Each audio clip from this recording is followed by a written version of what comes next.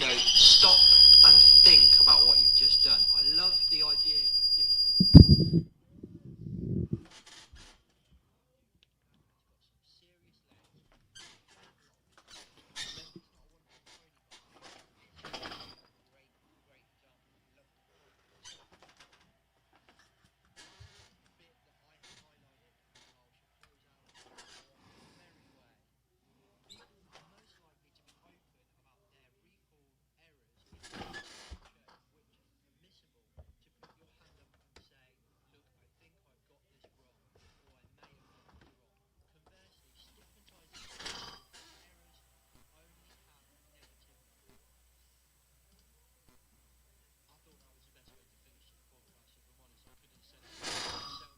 Hi, this is Jim from Safety Wars. Before we start the program, I want to make sure everyone understands that we often talk about OSHA and EPA citations, along with some other regulatory actions from other agencies, legal cases, and criminal activity. Everyone is innocent until proven guilty in a court of law. Proposed fines are exactly that, and they are often litigated, reduced, or vacated. We use available public records, news accounts, and press releases. We cannot warranty or guarantee the details of any of the stories we share, since we are not directly involved with these stories, at least not most of the time. Enjoy the show.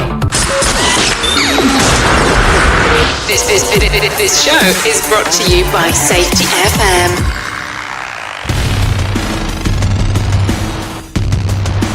And from the border of liberty and prosperity, we're right at the border, we're not there yet. And the highway to the north. This is Safety Wars. What is the highway to the north? The highway to the north is the New York Thruway. We live in Rockland County. We're right on the border of New Jersey. And what's the state motto of New Jersey? Liberty and prosperity. All right, so we are on the border of liberty and prosperity, the highway to the north.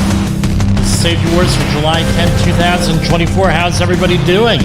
We had baseball games the last 2 days, so I was involved with family stuff. Still out there releasing videos. I do stuff on Sunday, and I release them on all of our socials.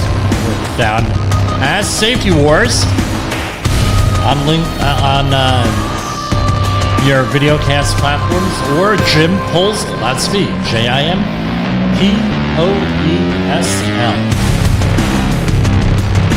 How's everybody doing out there? We're on like 40 different podcasts. Yeah, podcatcher.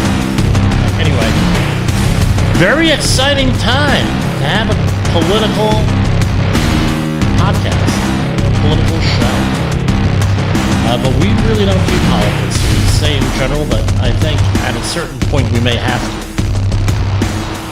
I mean, it's very challenging to keep your mouth shut for someone like me when it comes to politics, but I risk alienating like most of the people that listen to the show. We'll just say I'm usually right on these things. I'm just about 15 years ahead of time. I hope everybody here out there, and yes, we are. I hope everything's going well. We had a nice holiday weekend. We went to Camp Crystal Lake, a.k.a. Camp Novi Bosco, in northern New Jersey. That is also known as the set for the original Friday the 13th movies back in the 70s. We grew up in that neighborhood in my family. My parents own a house, and now I own a house in that neighborhood. And to get tormented in 1978 and 1980, whenever that movie came out, by your three older brothers, Jason's going to get you. Jason's going to get you. So they had the quartermaster there. That's the person in charge of all the tools. And we had dinner with her one night. I said, how does it feel to be the successor of Jason Voorhees? And do you have a lot of garden tools in there? And she didn't get it because she was 18. And it was like, no, different time, different place. With things. But anyway, speaking about garden tools, I cleaned out my parents' house recently. We sold it, and we ended up having a lot of garden tools, and I was able to find some needy people that had the need for garden tools. So we got rid of all the extra ones that we don't need. I mean, how many shovels do you need? How many landscaping rakes do you really need? I don't know.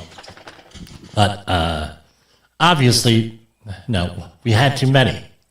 Now we're going to go, and we have some news here for everybody. Yeah, come on, where are we? Okay, we have some news here. Safety Words News, where we summarize everything, and then we summarize the major stories from RSS feeds, usually OSHA, EPA, some of the other ones. Why do we use those? Because they're not copyrighted with stuff. So we're going to go and hold on here. Where is... Okay, here we go. Safety Wars News for July 10th, 2024 with Robert.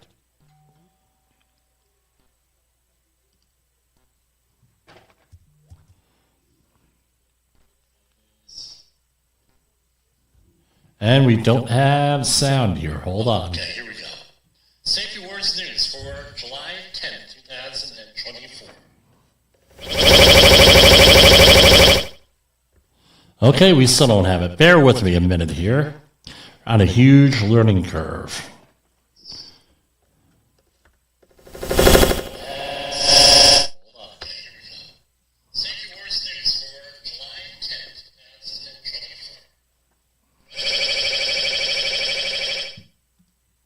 Okay, we still don't have it. Bear with me a minute here.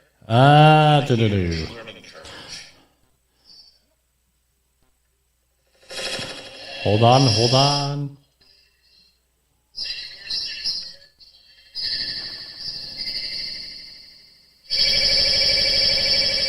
Very frustrating.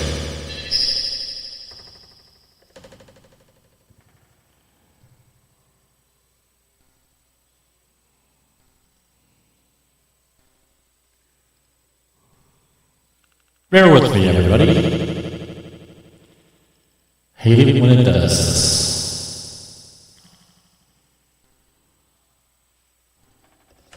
Along with the feedback. Hang on. We got this. Going to here.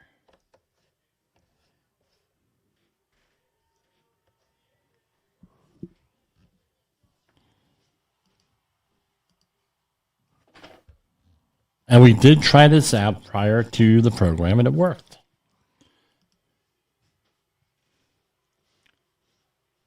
Hang on.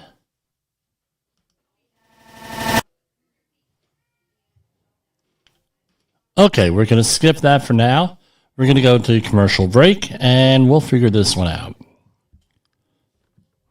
Have you listened or watched the Safety War Show?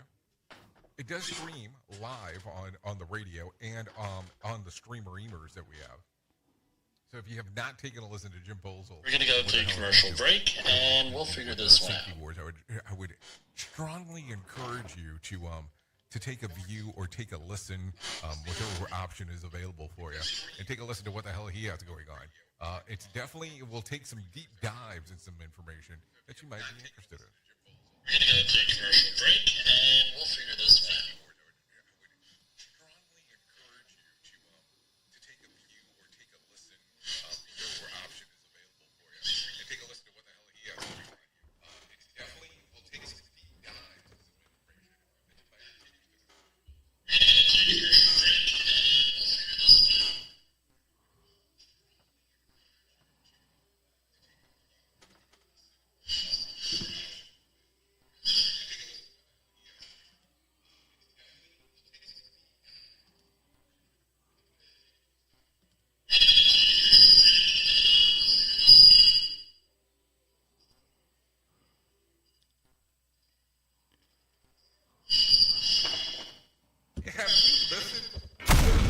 the professional safety community, communication and planning. Stream live on.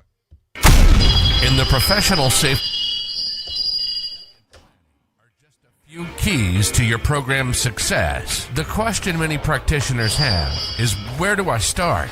Dr. Jay Allen, the creator of the Safety FM platform and host of the Rated R Safety Show, has built a global foundation to help you along the way. Go to safetyfm.com and listen to some of the industry's best and most involved professionals, including Blaine Hoffman with the Safety Pro, Sam Goodman with the Hop Nerd, Sheldon Primus with the Safety Consultant, Jim Pozell with Safety Wars, Emily Elrod with Unapologetically Bold, and many others. As individuals, we can do great things, but as a team, we become amazing. Dial into safetyfm.com today and surround yourself with a powerful force of knowledge and support.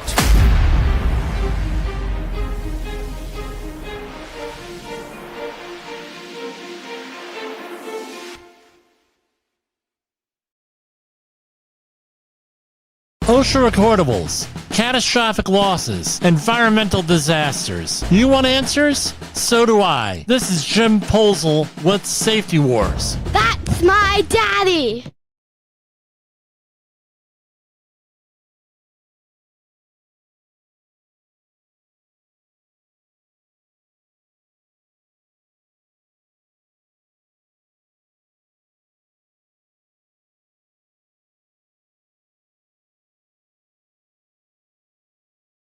This is Safety Wars, broadcasting to our brothers and sisters in the occupied territory of behavior-based safety. Get out your secret decoder ring.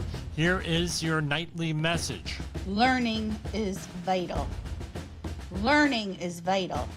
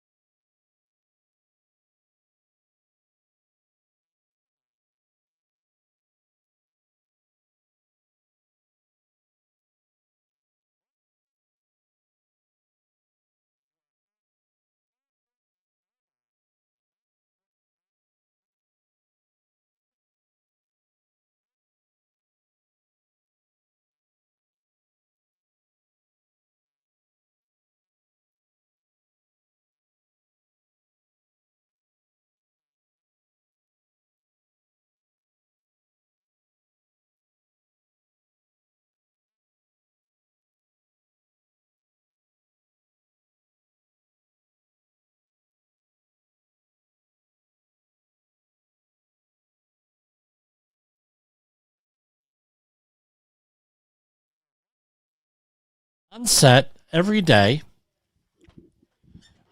The audio here. That there are working guns on set every day, and those are ultimately going to be a priority because when they are not, that's when we're going to repeat this. I don't know why this went out. Okay. So we're going to start again here. 10 minutes of silence. All right. On October 22nd, all right, so this happened on back in October 22nd, 2021. We're having audio issues here. A bureau within the New Mexico Environmental Department initiated an inspection of rust production at the Bonanza Creek Ranch in Santa Fe County, New Mexico. Going on, right? So right off the bat, they pissed off. I'll repeat this. They pissed off the inspector from New Mexico OSHA. That's what it sounds like to me. Paragraph 3 of this report from New Mexico Occupational Safety and Health Bureau. On Friday, October 22nd, 2021, at approximately 12:30, I attempted to inspect the site, Bonanza Creek Ranch. When I arrived at the site, the 3 security guards present attempted to contact a representative of Russ by phone to confirm I would be allowed on site. The company representative informed me that I would be allowed entry but not be allowed to take pictures or conduct interviews until a warrant was acquired. After being denied the ability to inspect the site by the sheriff's office and the company, I left. On October 24th, following the sheriff's office's releasing the site, Russ gained access, granted access to me and to inspect the site without a warrant. On Monday, I conducted an opening conference and a walk around the work site, including the chapel. That's where the homicide took place, allegedly. I don't know. In attendance, and they mentioned everything, and this is a low-budget contract film. Not all employees were union members. However, all employees were covered by a collective bargaining agreement with a International Alliance of Theatrical Stage Employees. Following the walk-around on October 25th, 2021, there was a closing conference, and there they scheduled employee interviews. Right, they mentioned this, and we'll go into what some other stuff. So this was a replica Colt 45 caliber revolver, a long Colt. Now, Russ had 13 such revolvers for the production in total from various manufacturers, managed by the props department. The armor for this film and her immediate supervisor and all these other people were there to support her. The Russ props department was small, right, and for administrative purposes was placed under the art department headed by somebody else, but rarely worked with these other people. Doesn't matter. You can read it yourself. I'm deliberately not mentioning people who are not known in the public. I'm not trying to out people here. But this is all part of the public record, so if you want to, go over, you could. So, going on, right, we had Dave Halls, who was convicted of 6 months of house arrest in relation to this. So, Alec Baldwin,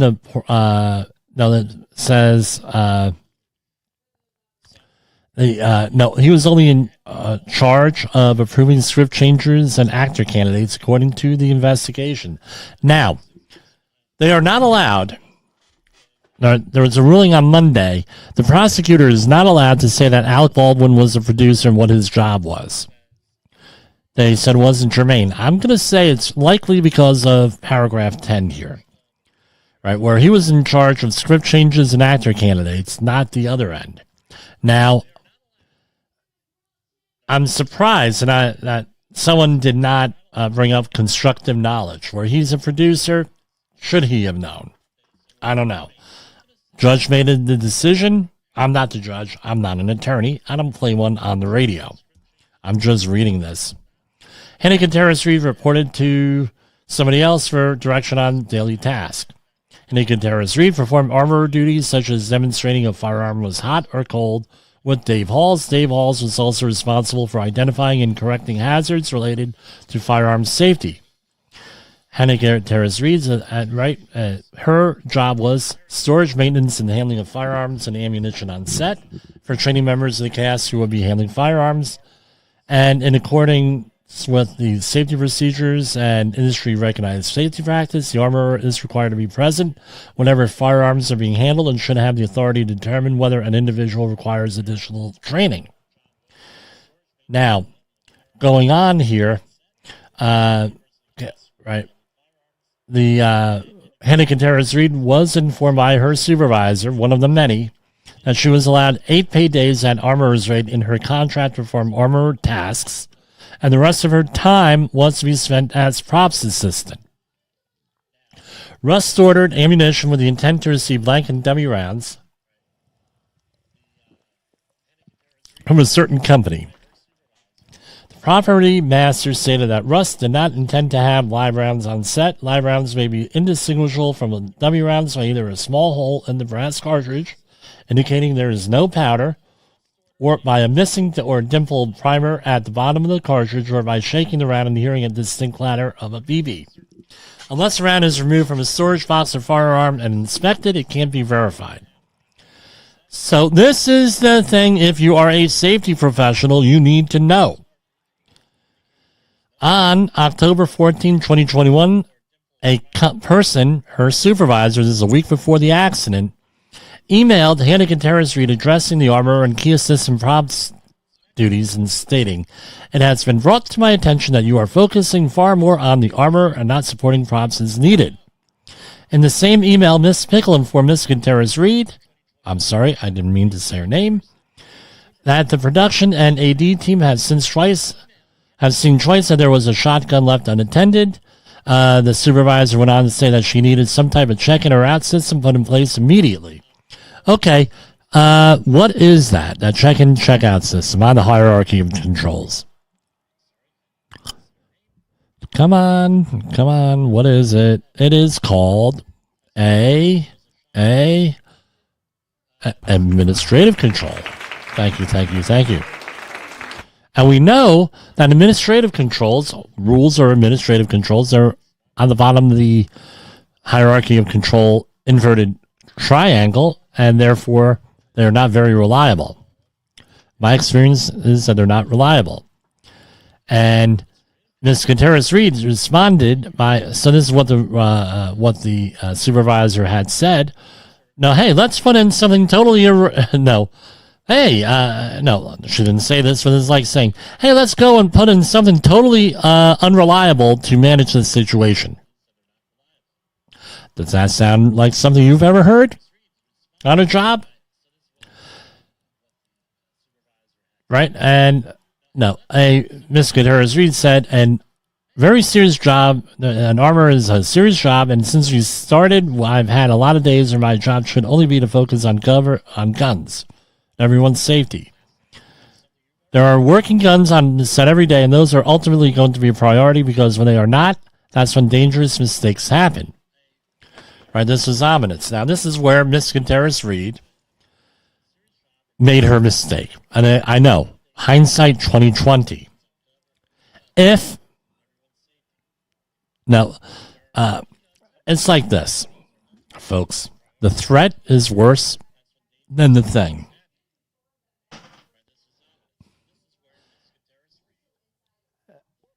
What? Now, I would like to think that if I was in this situation, I'd say, you know what? Get me your boss on the phone. Let me talk to the head honcho here. And I want to find out if they're okay with this. Because if they're okay with this, I'm out of here. Bye-bye. And I would have said I would have quit when or what I would have done today was, look, I'm doing this, and if you stop me from doing it, I'm calling OSHA. And let them deal with it. Because had she done that, right, and possibly filed a whistleblower complaint against her employer, she would not be in jail today. This is where the mistake happened. On October 16, 2021, there were 2 firearm misfires on the set. In the first instance, a blank round was fired as someone finished loading a 45 caliber revolver that was aimed at the ground.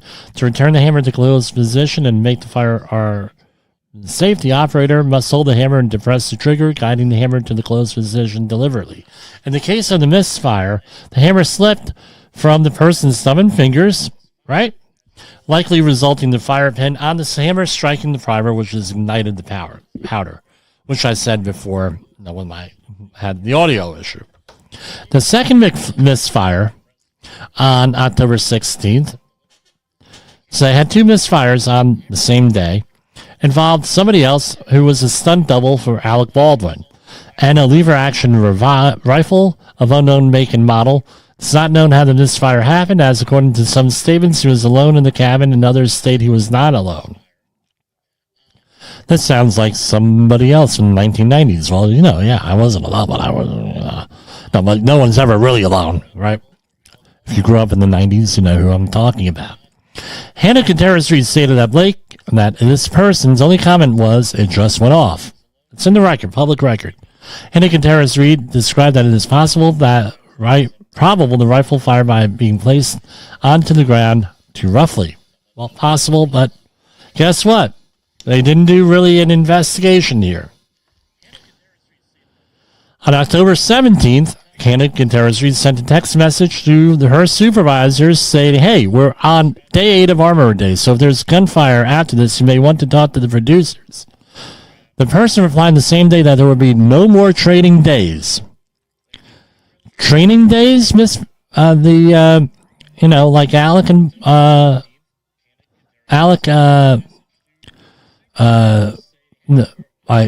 right. So basically, the woman was told, Miss Contreras-Reed, "Don't worry about the guns.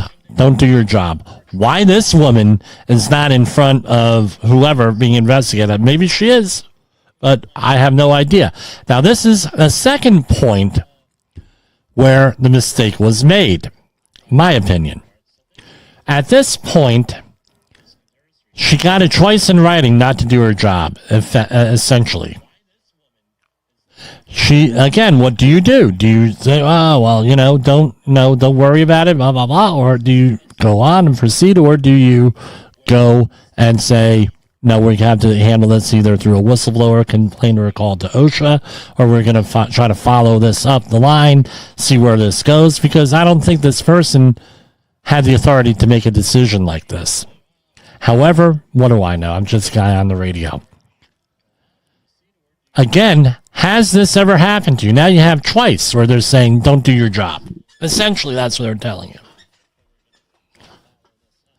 And what we were told as safety professionals coming in, this is what I was told: as long as you have it documented, you're okay.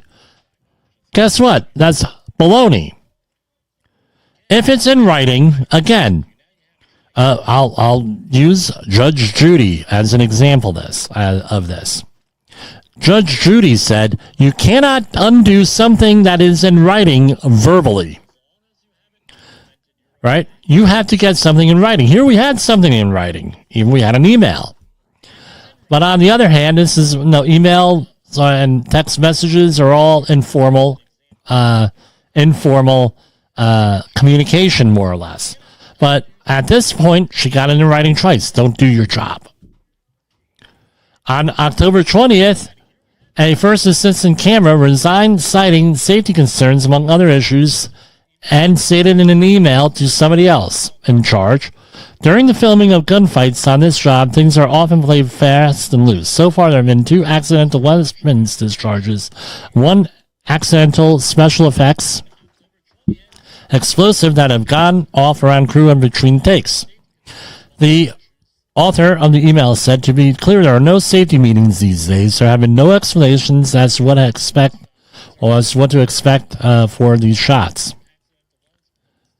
So, on October 2021, Dave Halls allegedly handed the 45 caliber Colt revolver loaded with what he assumed were dummy rounds. This is from the report, not Jimmy making this up, to Alec Baldwin.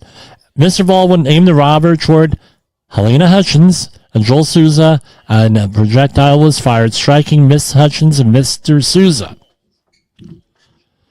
Okay. These were the conclusions from the report. We are on page 6 of 11.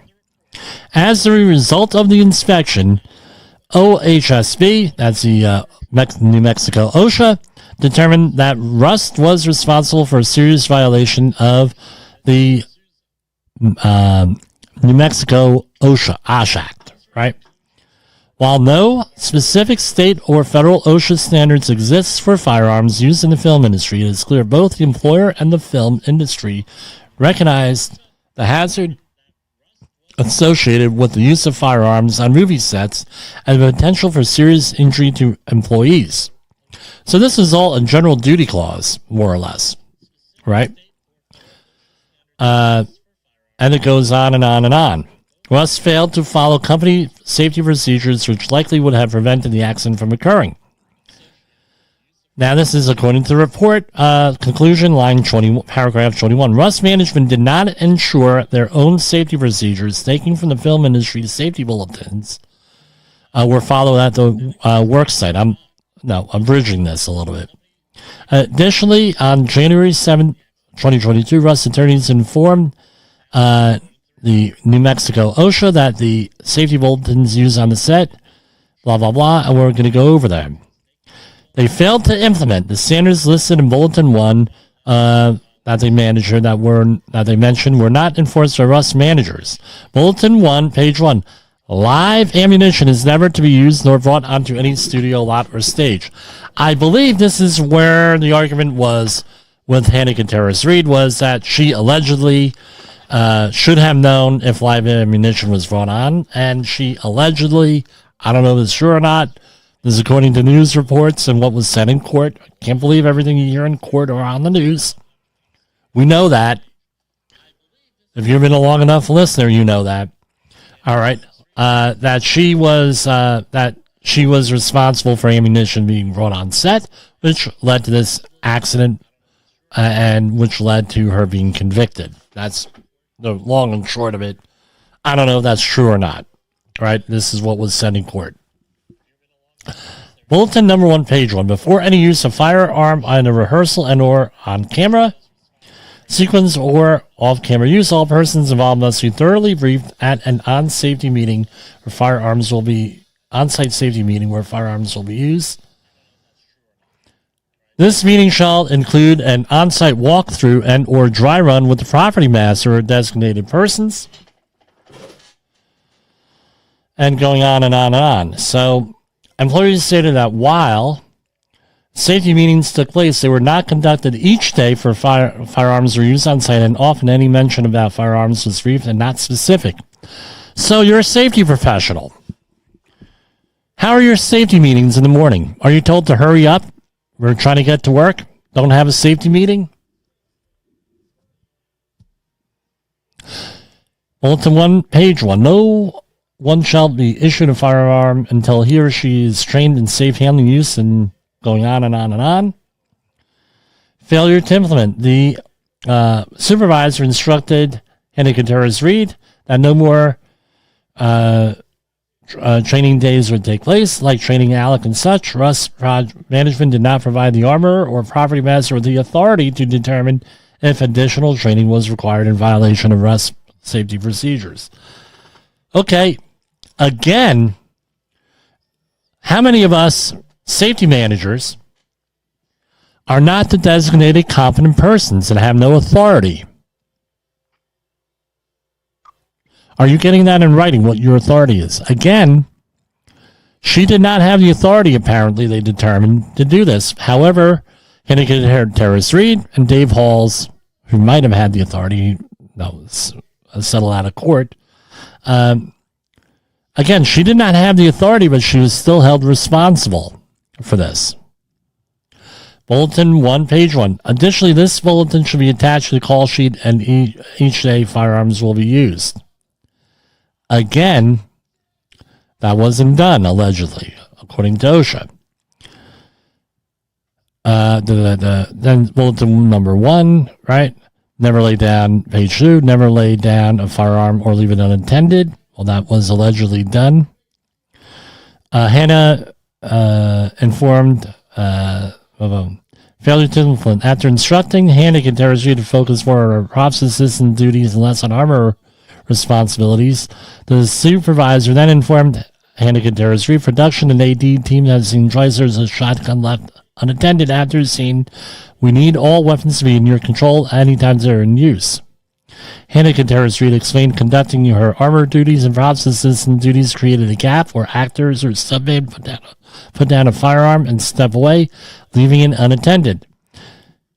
Right? Hannah informed this other person it would slow production down terribly if we had to check them back in between scenes. And when I'm forced to do both, that's when mistakes get made, like a shotgun being unattended. The supervisor instructed Hannah Gutierrez to develop a check-in, check-out system, but did not follow up to ensure weapons were secured. Again, the least effective way of handling anything. One of the least. Now, the other thing is what we're going to issue everybody PPE, bulletproof vests. Remember, those only cover a certain part of you.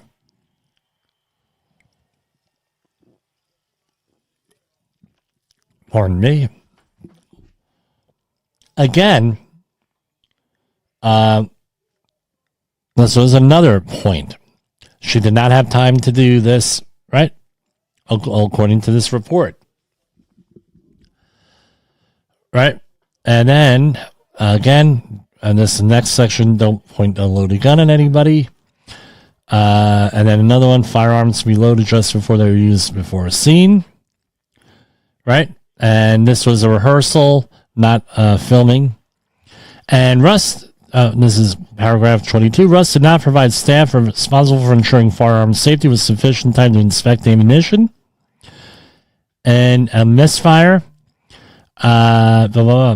Russ failed to address hazardous conditions. Russ management, including the supervisors, ignored concerns of firearm misfires on set, according to statements taken by OSHA. I say OSHA, I mean New Mexico OSHA. Dave Halls, the safety coordinator, was present on set when the first accidental discharge occurred. Mr. Halls did not discuss the incident with staff, report the incident to Russ producers. So this is another thing. Did Mr. Baldwin get this all removed because he was not getting information? Again,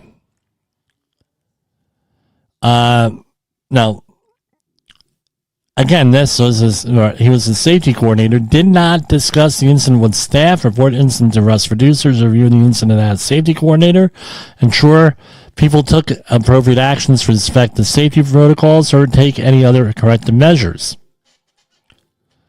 According to employees interviewed, including Hannah Gutierrez, crew members verbally expressed their surprise and discomfort with Russ management's lack of action regarding work site safety issues. No investigations for any of these near misses. Right? And going on and on and on. So, no, the rest is history, so to speak. So, what's the moral of the story? Yeah, Jim, what is the moral of the story? The moral of the story is this. You could get everything in writing. Right? You could get everything in writing. You could get verbal stuff going on. Hey, don't do your job. You get told, hey, sit in. But you still got to do your freaking job. Now, we've all been there, I think. I've been there for 32 years. Out in the field, right?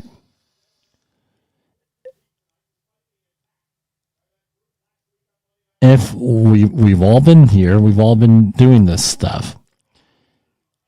This stuff happens every day. In this case, it was a tragedy that happened. Most of the time, tragedies like this don't happen. So what's my point here? My point is do your job because it might happen. And now this is a complete mess. There are multiple times, multiple opportunities that were missed here. if you're that safety person, especially if you have letters after your last name, make sure you do your freaking job. Make sure that if you're getting pushback,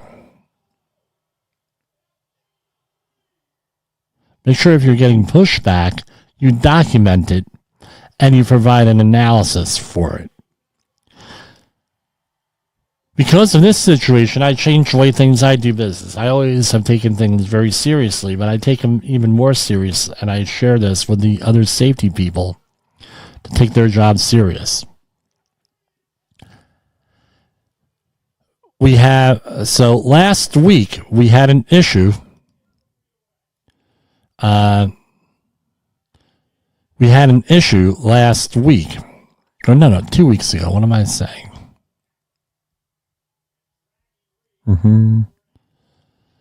Where we had a person go berserk on a site. And what I ended up doing was writing in a very detailed email on this. Let me see what can I do here? Because we had to, right? So we had a situation happen where somebody completely freaked out and over the top. All right. And this was it. Hold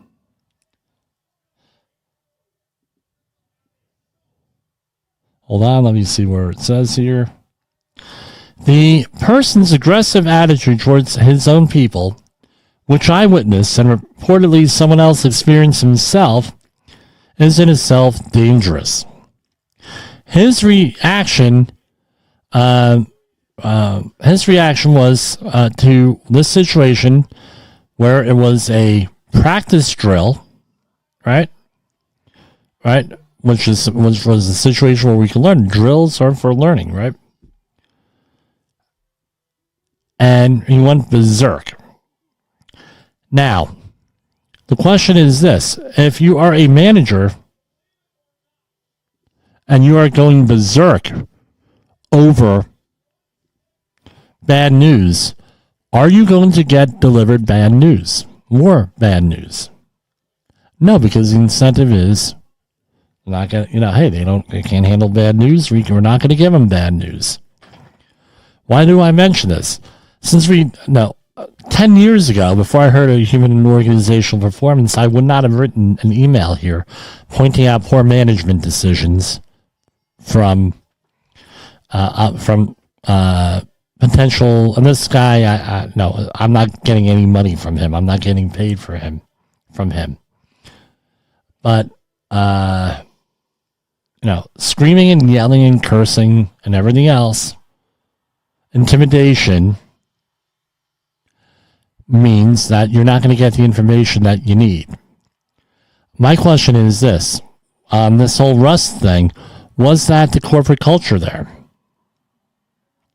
Was that ever investigated?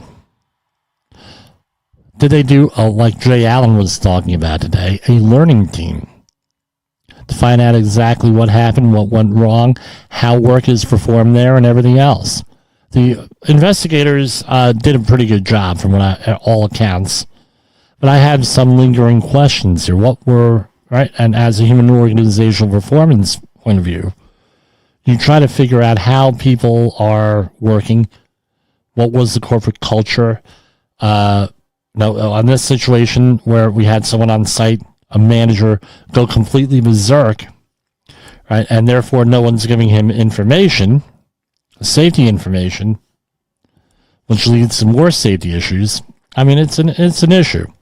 There was something that came across LinkedIn today, a quote. I'm going to go to another commercial break, give my voice a break, and we're going to have some new commercials coming up tomorrow, so stay tuned. old, stale, and hackneyed? Is your safety trainer still preaching a warped version of behavior-based safety? How about safety training that actually addresses your hazards in your workplaces and is not standardized baloney from 25 years ago? Contact the Safety Wars team at safetywars.com or call Jim Posel at 845-269-5772. Remember, if you're receiving this message, you are the solution to unsafe workplaces. In a world where danger lurks in every corner, one man stands as a beacon of hope. Jim Posel, a veteran safety expert with over 3 decades of experience, now bringing his knowledge to you with Safety Wars. Engaging, informative, and always relevant, that's Safety Wars. Join a safety revolution with Safety Wars, available on Spotify, Apple Podcasts, YouTube, and wherever you get your podcasts and videos. So this is a quote I shared on LinkedIn. I'm in there as Jim Posel. The one who posted it was a gentleman named Herman Eversone. Nice German name there, right? Rather than being, and this, he puts in a quote from James Reason's insightful book, Human Error. Rather than being the main instigators of an accident, operators tend to be the inheritors of system defects that created by poor design, incorrect installation, faulty maintenance, and bad management decisions. Their part is usually that of adding the final garnish to a lethal brew whose ingredients have already been long in the cooking. Right? So, no, with this whole rust thing, think about that, or any of your other stuff. Right, with this. There's a lot that goes on prior to an accident, and that's usually what's more interesting out there is, for me at least, that's usually what's more interesting and what goes on, what led to that. Right, an accident happened, yes, we know. This happened, yes, we know. That happened, yes, we know. But along the lines of, hold on here. Sorry, folks on Safety FM. Right? What led to that situation? It's just one of those things. What else we got here? You gotta love, so no, I'm distracted by, LinkedIn, so no, I get a lot of comments on here from people. Some good, not so good.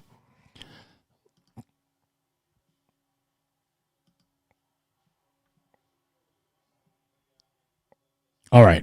Let's see what else we got going on here. That's with Rust. I mean, what happened today with Alec Baldwin, they started the trial, and there seemed to be focused on what exactly happened there with the actual details of the case as far as how did this gun go off, things of that nature. Alec Baldwin says it just went off, and the prosecutor says, well, guns just don't go off. I don't know. I wasn't there. I don't know what's going on there. We'll follow the case as needed. Now, some of the other news that's out there, I'm just going to keep going here because we had a dead mic here.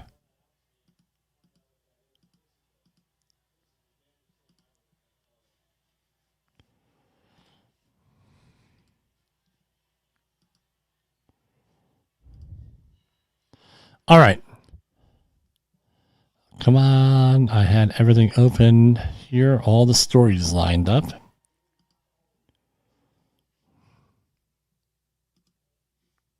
All right. Investigators find contractor repeatedly put employees in unguarded trenches that collapsed, trapped and injured workers in Massachusetts, Rhode Island. Let's do a share screen on here and get this report up.